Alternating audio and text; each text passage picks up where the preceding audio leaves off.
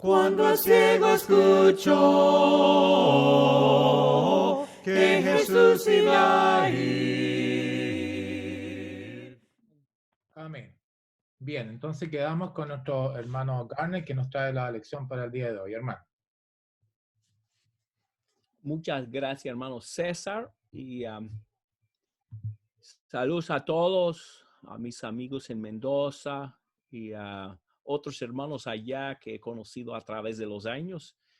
Hermano César, si vamos a hacer esto algo permanente, vamos a decir quizá como 1 mes o 2 meses y quizá comenzando la semana que viene una serie.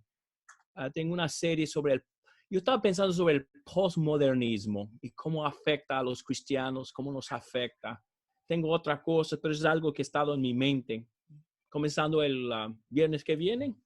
Muy bien. Okay. Excelente. Muy bien. Hoy vamos a dar un mensaje que di en Colombia hace algunas... y voy a compartir la pantalla. Ok. Vamos a buscar. Yo soy lento. Ahí estamos acercándonos.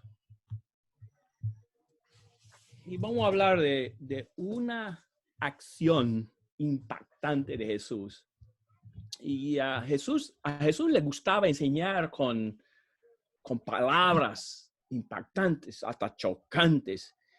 Y aquí no son palabras impactantes, es una acción impactante donde Jesús lava los pies de los discípulos. ¿Ven la pantalla todos? Yo creo que estamos bien. Muy bien. Muy bien. Ok. Entonces, por supuesto, estamos hablando de Juan capítulo 13. Jesús y sus discípulos están ahí en la Pascua, participando en la Pascua. Y comenzando en 3 y 4 de Juan 13, tenemos algo que comienza a impactar a los discípulos. Vamos a comenzar con 3 y 4, por favor, hermano César. Ahí está en la pantalla. Perfecto. O puede leer de la traducción que tenga a mano. Bien. Jesús, sabiendo que que el Padre había puesto todas las cosas en sus manos y que de Dios había salido y a Dios volvía, se levantó de la cena y se quitó el manto y tomando una toalla, se la ciñó. Ok, ya están ahí después de la cena. Jesús sube y comienza a hacer algo que personas como Jesús no debía haber hecho. Quita el manto, ok, eso está bien, pero tomar una toalla, se la ciñe. ¿Qué está por hacer Jesús? Es como si hubieran dicho, no puedo creer mis ojos. Pero las sospechas de ellos se llevan a cabo. Versículo 5, hermano, por favor. Ok. Luego echó agua en una vasija y comenzó a lavar los pies de los discípulos y a secárselos con la toalla que tenía ceñida. Eso sí estaba haciendo, está lavando los pies. Hemos leído esta historia tantas veces que a veces perdemos el impacto y cómo habría caído en los apóstoles, ahí que están observando todo. Estamos hablando de la responsabilidad de los esclavos y no solamente de los esclavos, según leí, los judíos no permitían que los esclavos judíos lo hicieran, solamente los extranjeros y no solamente los extranjeros, el del puesto más bajo. Le tocó lavar los platos. Los platos, yo usaba eso, una ilustración, lavar los pies. Y vamos a sacar 3 lecciones de esta historia. La primera es que hay mucho que no vamos a entender hasta luego. Y vamos a leer 6 y 7, por favor, hermano. 6 y 7. Cuando llegó a Simón Pedro, éste le dijo, Señor, ¿tú me vas a lavar a mí los pies? Jesús le respondió, ahora tú no comprendes lo que yo hago, pero lo entenderás después. Ok, para Pedro no había nada de sentido en lo que estaba pasando aquí. Recordamos cuando él dijo antes en Mateo 16, tú eres el Cristo, el Hijo del Dios viviente. Todo lo que estaba involucrado en aquella confesión.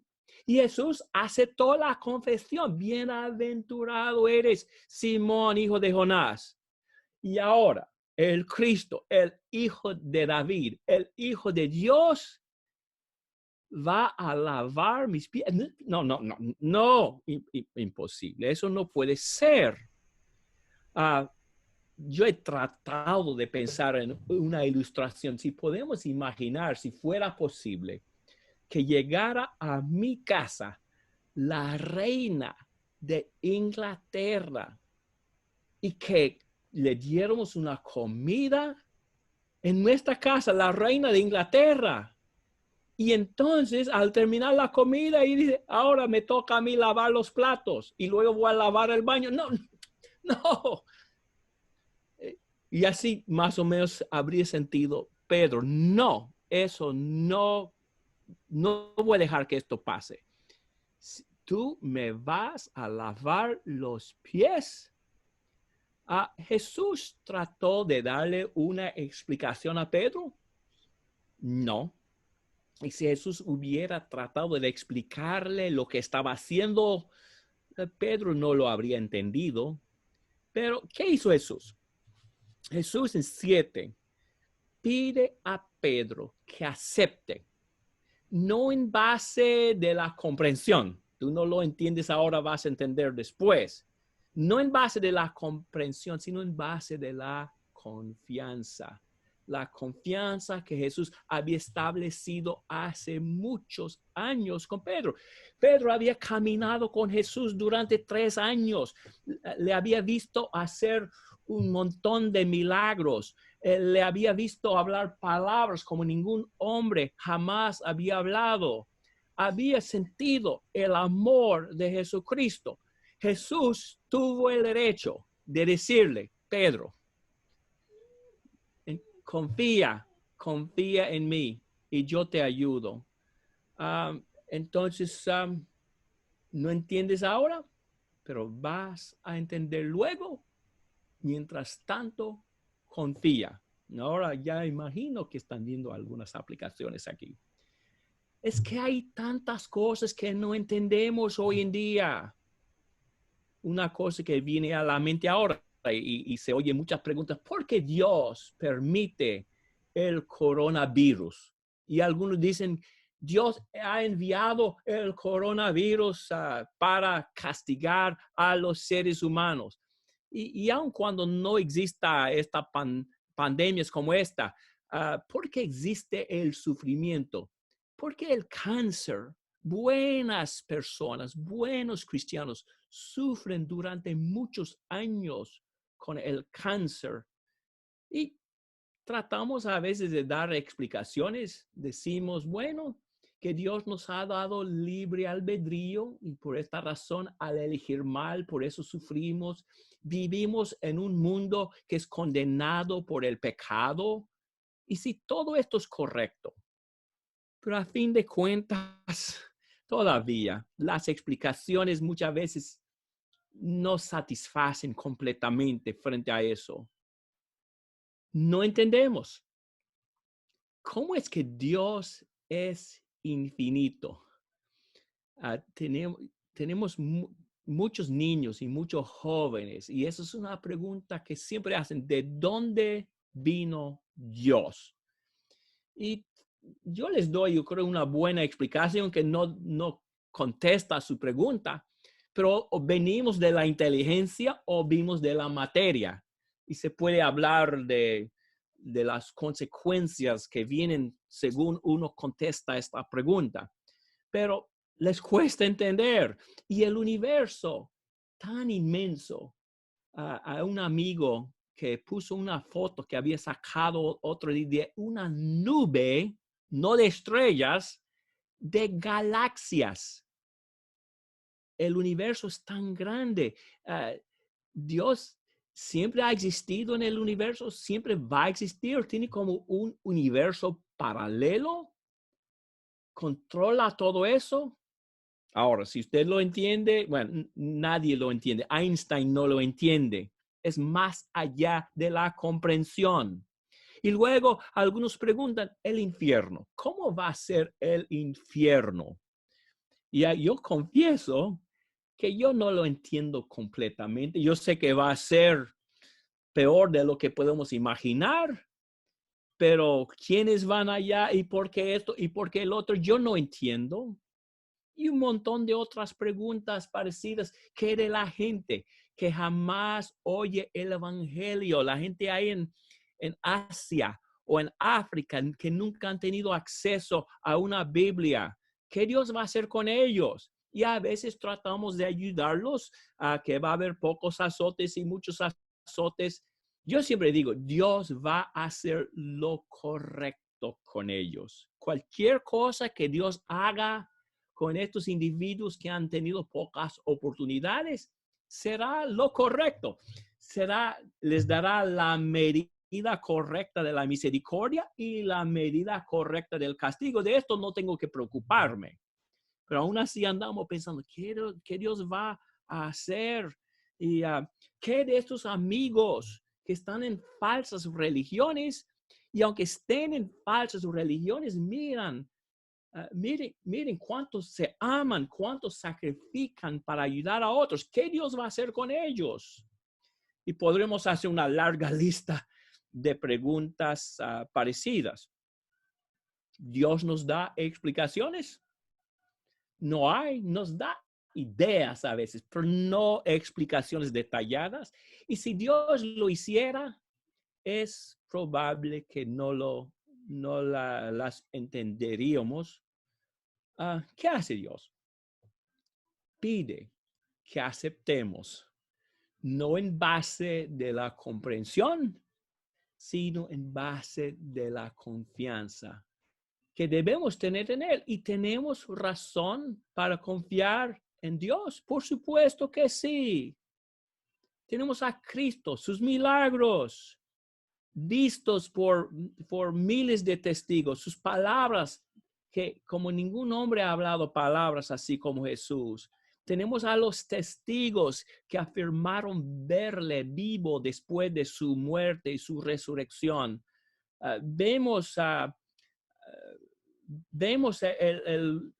el Imperio Romano en 100, 200 años transformado por el mensaje de algunos campesinos de un lugar aislado. ¿Cómo sin Dios es imposible explicar todo eso? En otras palabras, tenemos razón para confiar en Dios. Y eso es lo que nos toca hacer, confiar. Y cuando no entendemos, confiemos más. Luego entenderemos. Luego entenderemos. Por más años que tengo, más me doy cuenta de lo poco que sé. Pero por más años que tengo, también más me doy cuenta que no tengo que entenderlo todo. No tengo que entenderlo. A veces hablo de una pecera que compré para mis hijas. Dije que iba a comprar esta pecera para mis hijas, pero yo también la quería. Y compramos todo tipo de pez, pez ángel, zebra, varios tipos ahí, y pasamos horas mirándoles ahí nadando en su mundo de 20 galones, como 80 litros. Bueno, ni voy a tratar de adivinar cuántos litros, pero ahí estaban. Pero a veces me preguntaba a mí mismo, ¿y cuánto entienden esos peces? Algo sí entendían, que al llegar yo cerca a la pecera para levantar la tapa, que iba a haber comida. Entonces subían los pececitos buscando su comida. Pero aquellos peces habrían entendido la política chilena. Ustedes no la entienden. ¿Habrían entendido cómo funciona un motor de 6 cilindros? Algunos de ustedes quizás lo entiendan un poco, yo no lo entiendo. Pero estas cosas no están en la misma esfera que los peces. Los peces están en su mundo de 20 galones. Un poquito quizás entiendan más allá de ese mundo por el cristal, pero no tienen ni la capacidad intelectual ni la razón para entender cosas que están en otro mundo para ellos. ¿Qué somos nosotros? Como peces. Frente a Dios, nosotros no somos nada ni nadie. Y tenemos que aceptar que igual como es el caso con los peces, hay tantas cosas más allá de la esfera que entendemos. Tenemos razón para creer en ellas. Acabamos de mencionar algunas. Pero decir, yo no entiendo tal cosa, por tanto, no voy a descartar toda esta evidencia que tengo. Es absurdo, es absurdo. Quizás no debo llevar esto más allá, pero lo voy a hacer un poco. Y si los peces dijeran, no puedo imaginar tal cosa como un motor de 6 cilindros, no, ni pueden concebirlo. ¿Por eso no existe? Sí existe. El pez no lo entiende, pero sí existe. Y así somos nosotros delante de Dios. Confiemos, tenemos razones para confiar. Y confiemos también en el hecho de que luego entenderemos. Yo imagino que al pasar esta vida o en el día de juicio o cuando estemos con el Señor, vamos a estar diciendo, oh, mire cómo Dios arregló todo. Todos esos problemas que me parecían ser tan grandes no eran nada para Dios. Y es algo que Pedro debía aprender y es algo que nosotros también debemos entender. Ok, vamos a un segundo punto, y es que debemos aceptar, o sea, el regalo de la gracia de Dios, o sea, su regalo, aunque no seamos merecedores de él. Hermanos, si puede leer 8 y 9, hermano César, por favor. Jamás me lavarás los pies, le dijo Pedro. Si no te lavo, no tienes parte conmigo, le respondió Jesús. Simón Pedro le dijo, Señor, entonces no solo los pies, sino también las manos y la cabeza. Muy bien. Ok. Pedro no se sentía digno de dejar que Jesús le lavara los pies. Quizás Pedro estaba pensando en las ocasiones en las cuales él había fallado, cuando está caminando sobre el agua. Se le va la fe y comienza a hundirse, que es quizá algo así le entró en la mente. O cuando dijo, vamos a hacer 3 enramadas, una para Jesús, otra para Moisés y Elías. ¿Cuántas veces Pedro metió la pata en la boca? Y quizás, y ahora el Hijo de Dios va a lavar mis pies.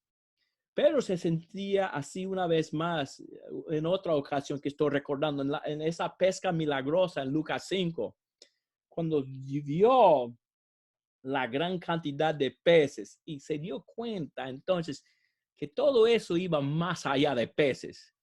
Y al darse cuenta de la grandeza y el poder del hombre delante de él, de Jesucristo, recuerden lo que dijo, apártate de mí, Señor, porque soy hombre pecador. Así se siente Pedro aquí. Pero el punto de Jesús en la última parte de 8, Pedro, no es asunto de si tú eres digno o no. Tienes que dejar que te lave. Si no te lavo, no tienes parte conmigo.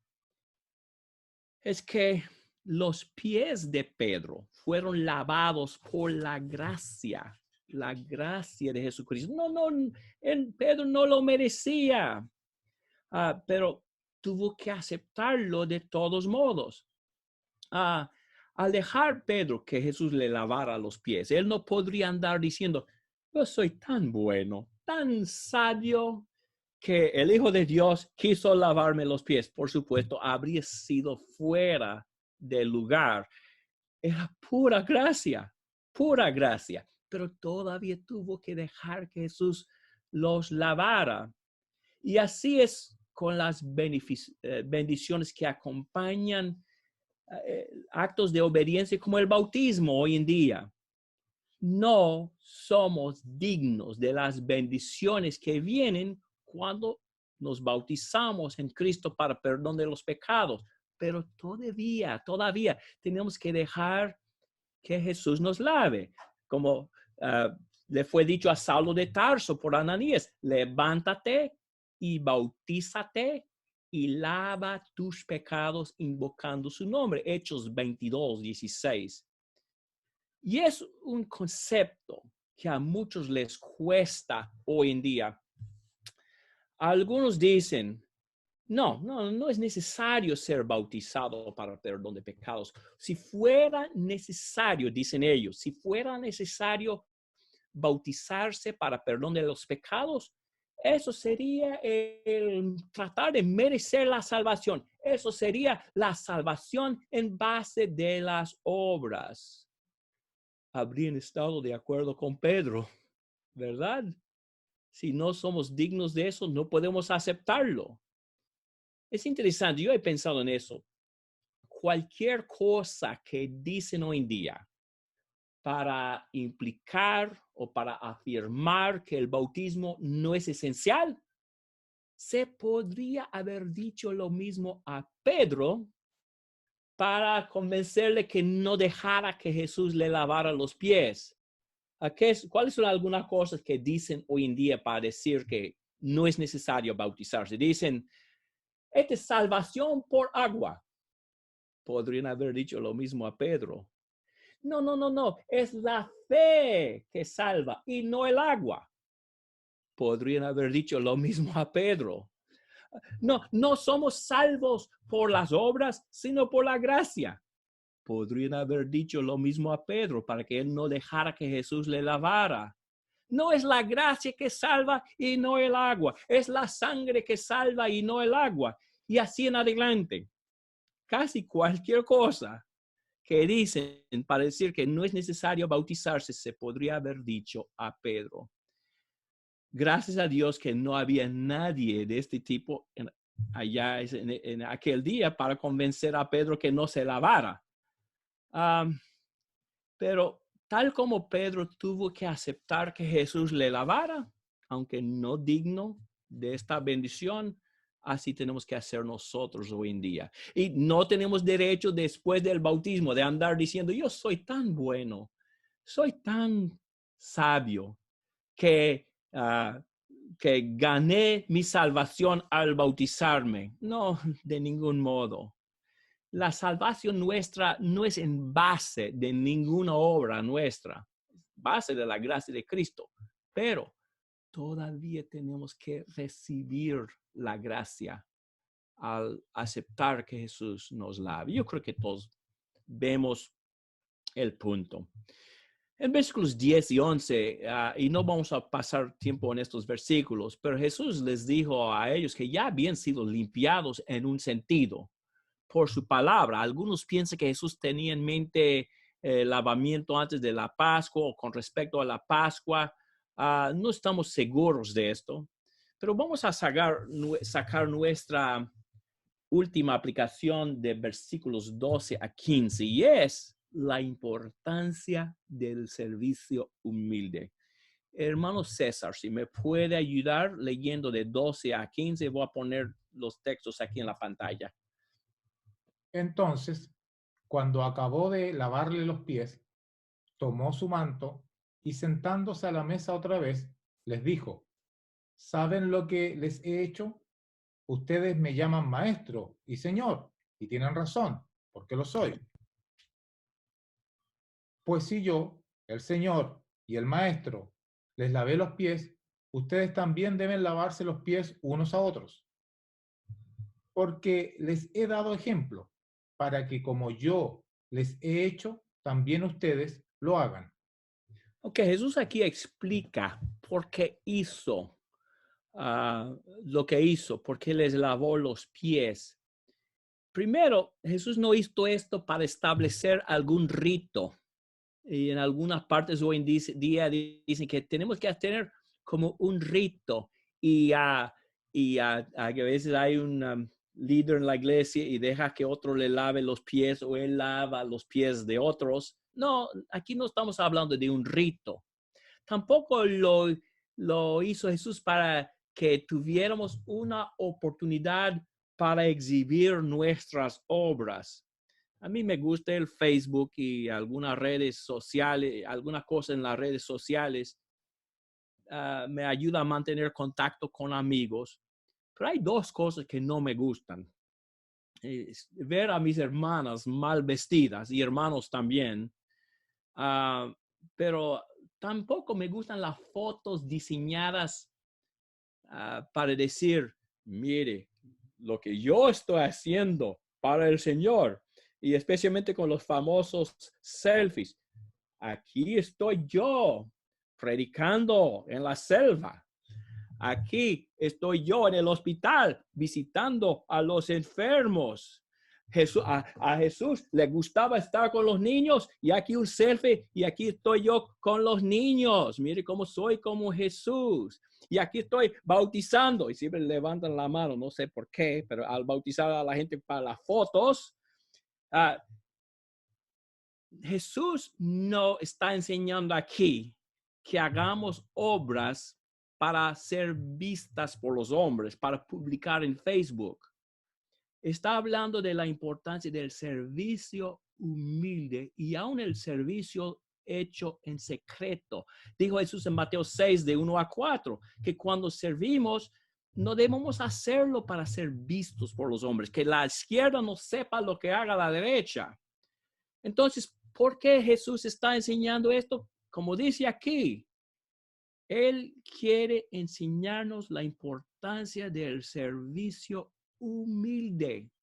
Y quizás se puede usar una palabra más allá de humilde, el servicio degradante. Los apóstoles necesitaban mucho esta lección. ¿Quién es el mayor? Yo mando aquí. Suena como el presidente aquí. Yo estoy encargado de eso. Y Jesús trató en muchas formas para enseñarles que así no es el caso. Él llamó a los niños, Mateo 18, si quieren ser grandes, sean como estos niños. Y también con las palabras, los primeros serán postreros y los postreros serán los primeros. Pero aquí quizás tenemos la lección más impactante en cuanto a esta verdad. Si quieren ser grandes, tienen que servir en formas de gran humildad. Y es una lección que nosotros también necesitamos mucho. Yo estaba hablando una vez con un anciano y él me estaba hablando con bastante confianza. Y me dijo, es difícil ser anciano y a veces con mis compañeros me siento desanimado. Y me contó de que en las reuniones de los ancianos alguien tiene que hacer los anuncios para el próximo domingo. Todo el mundo, yo lo hago.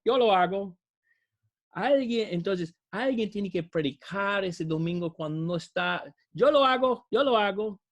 Pero luego hay una anciana que tiene problemas en su casa, necesita que alguien vaya allá donde está ella, una viuda, para ayudarle a hacer algunos arreglos en la casa.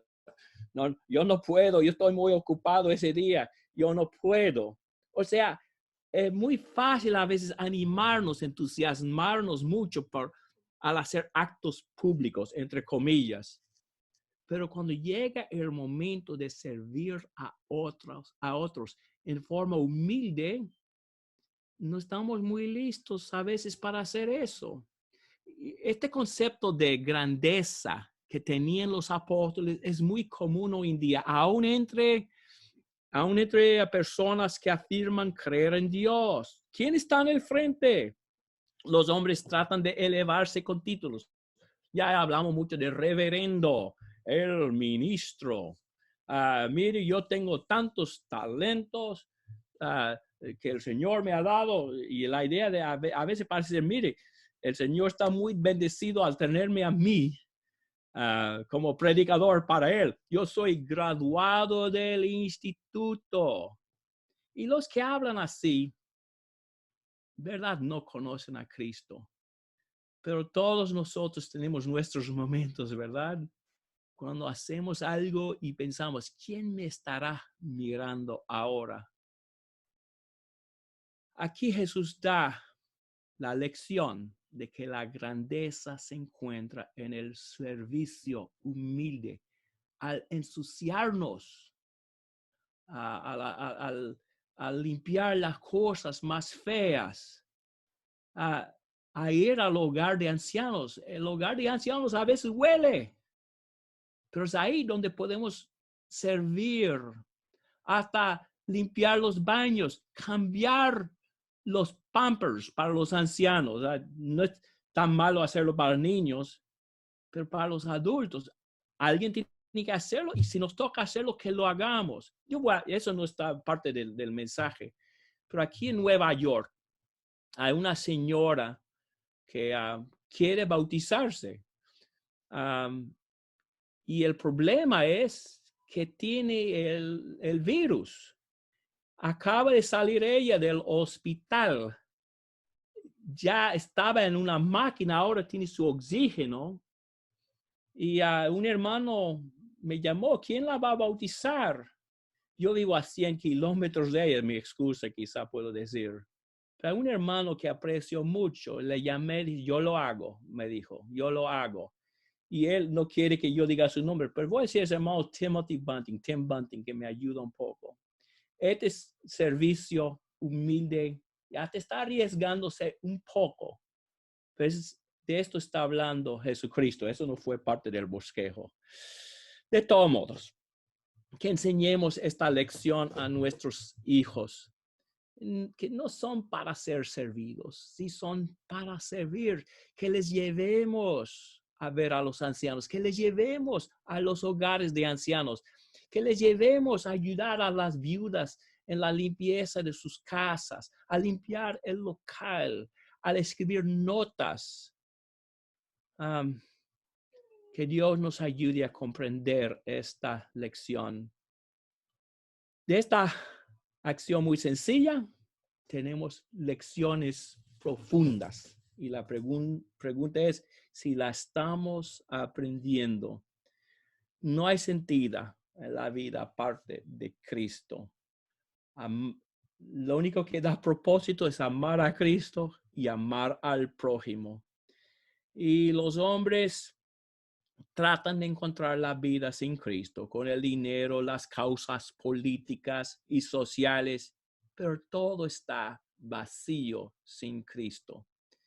Ser un verdadero discípulo de Cristo no depende nada, francamente, de entenderlo todo perfectamente, de ser algún gran erudito. Es bueno saber lo más que podemos, pero de esto no consiste el discipulado. Tampoco consiste en asistir a todas las reuniones, que lo hagamos, pero consiste en aprender a imitar a Dios, aceptar su gracia y luego imitarle en forma sumamente humilde. Que Dios nos ayude. Vamos a tener una breve oración. Oh Dios, nuestro Padre en los cielos, gracias por este ejemplo de Jesús.